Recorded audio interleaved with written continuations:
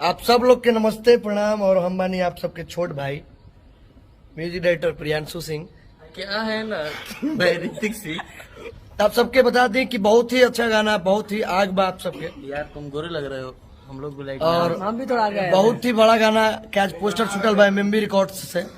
बड़े भैया आप सबके power star, history breaker, history maker जौन बोलिए तो ट्रेंडिंग स्टार सब। कतना लोग कैसन बुझाता है कि हम काम कर बंद कर दिले मैंने तो आप सबके बता दी कि बहुत ही हिट गाना के आज हिट तो आप लोग बनाते हैं, हम लोग तो मेहनत करते हैं, लेकिन मेहनत पे उम्मीद है, भरोसा है कि बहुत ही बड़ा गाना बा। 24 तारीख के रिलीज होता एक नए मिजाज में। एक नए मिजाज में, और काफी हिट गाना बा। एमएमबी रिकॉर्ड्स चैनल से बड़े भैया पावर स्टार, आप सबके पावर स्टार पॉन्स भैया की आवाज में गाना बस साथ में गाई है अनुपमा यादव जी, और साथ में म्यूजिक डायरेक्टर म्यूजिक मैंने किया है, और आशुतोष तिवारी का लिखा हुआ गाना है।